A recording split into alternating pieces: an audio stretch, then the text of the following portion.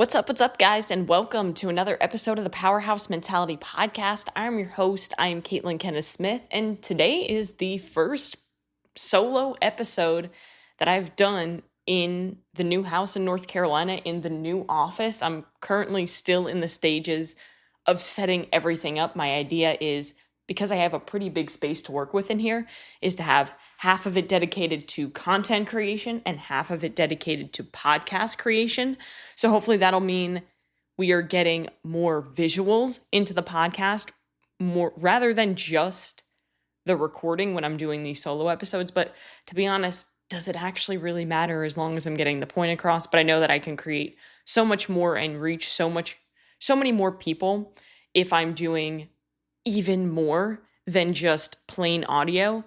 My goal here, with really everything that I do, with content creation, with podcasting, is to be undeniably the best at what I do. And I know right now I am not undeniably the best at podcasting, but I'm working to get better. I'm working by practicing my communication skills, by just pressing record, and by having new guests on that I am nervous as fuck to have on my podcast. So the next couple of weeks, I do have a bunch of guests lined up. We're going to continue dropping one episode a week. In the past, I've done it where I have done more than one episode a week, but I find that when I do that, the quality of each episode and the message behind each episode starts to get a little bit blurred because I'm just focused on getting content out rather than getting quality content out. And with everything that I have going on with content creation, I find that one podcast episode a week focused on getting a specific direct message to the audience and helping to add as much value as possible into your life is where the Powerhouse Mentality Podcast is right now. And having more and more guests on, because I feel like having more stories told, having different perspectives is always a good thing for you guys. But today, we're going solo. It's been a while since I've done a solo episode, so to be honest, I'm a little bit nervous, It's been a while, so forgive me if I am a little bit rusty. I do anticipate being a little bit rusty, but like I said in the beginning, the only way to become undeniably the best is by continuing to do reps. And today's episode is kind of focused around that in a sense. And all of the episodes that I do, specifically the solo ones, because obviously if they're not a solo episode, I'm allowing the other person more to direct the conversation with their story, and I kind of just feed off of what they're giving me, kind of like a nice little orchestra. But with the solo episodes, all of the topics are centered around what's currently going on in my life. What have been the thoughts that have been most predominant in what I'm going through, what I'm experiencing, or truly what's just been on my mind? And this is what's been on my mind, because with my social media, with my content, the question that I get a lot, or rather the statement that I get a lot, is, oh man, you're so lucky. You're so lucky that these brands send you these things. You're so lucky that you're motivated to work out every day. You're so lucky that you have this garage gym. You're so lucky that your house is so nice. You're so lucky. You're so lucky. Shut the fuck up. Shut the fuck up. That's crazy. That's crazy. But you know what the craziest part is, and the thing that I recognize with it, is the people that say you're so lucky are not the people who I care to be like. They're not the people who are living the life that I want. They're not the people who have this reach, who are inspiring people every day, who have built something remarkable with their life and with their talents and with the time that God has given them. And I always say, you should never listen to people who are behind you. You should only listen to those who are in front of you.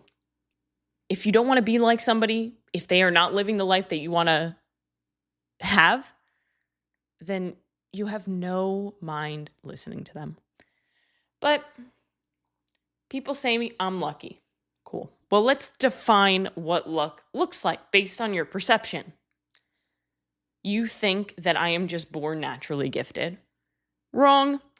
I literally have zero talents. I am, in fact, one of the most untalented people you could probably meet. I'm fucking spastic. which is why I struggle so much with gymnastics. I am definitely not the strongest person. I have hypermobility, a very severe form of it called Ehlers-Danlos, which actually impacts my nervous system's ability to adapt to strength training. So I struggle there. I've never been the smartest person. My brother was the genius of the family. I've just always fucking worked hard. And working hard is just kind of, when it comes to success, working hard is like the ticket that gets you into the stadium of the people who are going to be successful. It's not what gets you the front row seats. So many people say, well, I work hard. Cool, you work hard? What else do you do? And I kind of wanted to find what other things you need other than working hard in order to find success and in order to become the person that you see yourself being. Because you all have the potential, especially if you're listening to something like this. That means you fucking care. But you need to do more than just work hard. You need to do more than just intake information. Andy Frisella says it best. There are a lot of success zombies out there. And what that means is that you spend all of the time, all of your money, all of your resources investing in learning things, listening to the podcasts, reading the books, getting the courses, going to the mastermind events. You're spending all of your time, energy, and effort into learning the information that's just sitting in your fucking head because you're not taking action with it. Knowledge is not power. Knowledge is potential power. You get to decide if you're going to use that knowledge to take action, and that is where knowledge becomes powerful because you're taking action with it. Now, if I could teach someone just three traits that could completely change the trajectory of their life, it would be these three things. Because I really don't think success is complicated. I think people just ignore the very simple principles. Alex Hormozy says it best. It is not one big extraordinary thing that leads to success and changes your life. It is small things done for an extraordinary period of time. Okay? So here's where I want you guys to start. We're gonna go over 3 points here. And I'm gonna break each and every one of them down so you can understand what they mean. And then we're gonna sum it all up at the end. Nice little lesson for you guys. So number 1, be smart enough to not make the same mistake twice. Everyone makes mistakes. That is called being human, and you are human. But making the exact same mistake over and over again, that's a choice. Failure isn't the problem. Failure is actually necessary in order for you to be successful. The most successful people that you know have failed countless times, but they've never made the same mistake over and over and over again. That's kind of like touching a hot stove and then continuing to touch the fucking hot stove. Like, oh, I burned myself, I won't do that again. That's what you should be doing. But for a lot of you, you're touching the hot stove, burning yourself, and then 10 minutes later, you're fucking touching the hot stove again. Why are you doing that? Take that analogy and put it into your life. If you fucked up here, cool, that happened. How can I learn? How can I grow from it? And how can I become better from it so it doesn't happen again? So that next time the outcome is different. So failure isn't a choice. Failure fucking happens. Get over it. Stop being sad and feeling sorry for yourself when it happens. Ignoring the lesson, not growing from that failure, not moving forward from it, that is the choice. You can decide to make that choice, or you can decide to say, cool, it happened. How do I get better from it? Every setback that you have, you should leave with data. You should leave with something that's going to lead you forward. Ask yourself, what happened? Why did it happen? And what am I changing next time to produce a different outcome?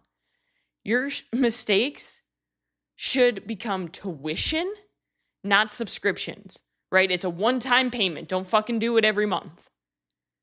Life will keep teaching you the same lesson until you finally decide to learn from it.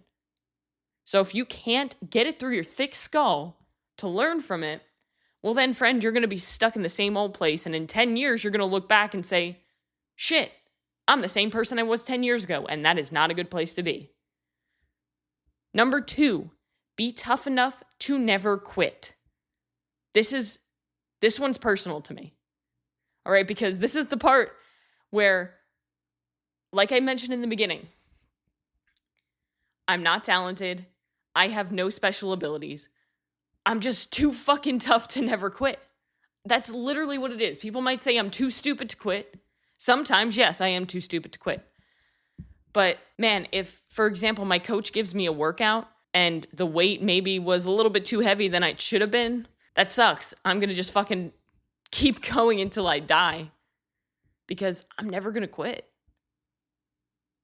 And the reason for that is because the amount of pain that I could be in on any sort of a journey, whether it be in a training session or whether it be trying to build something or whether it be work, whatever it is in a situation where I want to quit, the pain that I'm in at that moment when I want to quit is not going to be worse than the pain that I feel if I do quit, the regret that I feel, because I know that I let myself down, because I know that I left something on the table. If I'm at a competition and I think back and I said, shit, well, I quit that workout a year ago and I didn't do as many burpees or I didn't do as many double unders because I quit. Did that impact my performance today? Yes, I do believe it does. And not just from a physical standpoint, but more from a mental standpoint because of the confidence you lose when you quit on yourself. If you never quit on yourself, you build confidence. It's kind of like an investment. Every time you don't quit, every time you do something hard, you're investing in your confidence. But on the latter side, every single time that you quit on yourself, you're taking out confidence. You're literally losing confidence every time you quit. And if you don't have confidence, good luck being successful. It's kind of like if you feel good in the outfit that you're wearing, if you feel confident in the clothes that you're wearing, I bet you show up better for the people in your life. I bet you show up better for the meetings that you have, for that work that you have that day. I know I do. You're going to have to work, but not quit. And that doesn't mean just check things off a box. That means putting everything that you have into what you're doing. Having intention and purpose behind what you're doing. Not just doing it to check it off. There are going to be hard seasons of life. You're going to feel fucking lonely sometimes. You're probably going to feel behind every day. I can promise you that. Every single day, I'm almost in a sense of urgency because of how behind I feel in life, when really I'm not. But I kind of like having that sense of urgency. A lot of people on the internet might tell you that that's bad, to have a sense of urgency. I think it's a good thing because it keeps me moving. It keeps me pushing when other people might not be. And that's how I become undeniably the best at what I do. Not by doing what everybody else does, but by being different, because I don't want to be average. You don't want to be average. Average sounds fucking awful. But it's what some people want to do. You're going to feel like you're not seeing progress. That's part of the journey. You're going to doubt yourself. Normal. Don't worry about it. It's normal. All of these things are going to happen. But as long as you don't quit, you will be okay. The people who eventually win aren't always the most talented. They're usually just the ones who don't fucking quit. Quitting always feels like a good option in the moment. There are so many workouts that I can look back on and be like, wow, I never wanted to quit anything more in my life, but I didn't quit. Because I don't give myself the option. That's the rule that I've made for myself. I do not negotiate with myself. I do not give myself an option. 0 options. It's either I do it or I don't. And not doing it, if it serves me and gets me closer to my goals, is not an option. Nobody quits because they feel amazing. They quit because they're tired, they're discouraged, they're embarrassed, they're impatient. And the problem is, usually when you quit, that's exactly when the breakthrough is often closest. It's kind of like you've probably all seen that fucking meme where the guy is breaking through the tunnel and he's working hard to try to find the gold, and he has probably 1 or 2 more hits before he hits the gold, but he quits. He was right there. If he kept with it, he would have hit the gold. If you keep going, when it feels the hardest, you're going to hit the gold, but you'll never know if you fucking quit. So you don't have to be the strongest person in the room. You don't have to be the smartest person in the room. You just have to outlast people. Persistence is going to beat talent far more often than people want to admit. And point number 3 is take initiative. And this one is huge. Most people are going to wait for permission. They're going to wait for the confidence. They're going to wait for the motivation, the perfect opportunity, somebody to hand it to them or notice them. Meanwhile, the most successful people, the people you look up to, the people who have what you want, they just fucking did it. They just started. They took initiative. They took action. They took messy action. It's not going to be perfect. It's never going to be perfect. Perfect isn't real. You don't need permission from anybody else. You don't even have to believe in yourself before you do it, because you build that belief through action. Not the opposite. You don't take action. You don't have belief and then take action. You build belief through the action.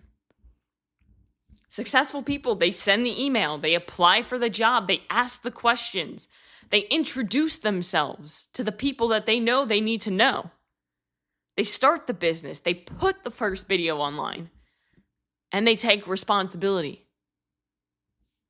Your life changes the moment you stop waiting to be chosen and you start choosing yourself. So initiative is one of the rarest traits today because everybody is waiting for somebody else to go first. Everybody is waiting for somebody to save them. Nobody's fucking saving you. The only person who saves you is you. And that's always a choice. So focus on what you can control. Now, I genuinely believe if you do these 3 things, you learn from your mistakes, you refuse to quit, you take initiative, you're going to separate yourself from the vast majority of people. Not because you're more talented, not because you're smarter or luckier, but because you'll keep moving forward while others stay stuck doing the same old thing. Life doesn't ask you to be perfect. Perfect isn't real.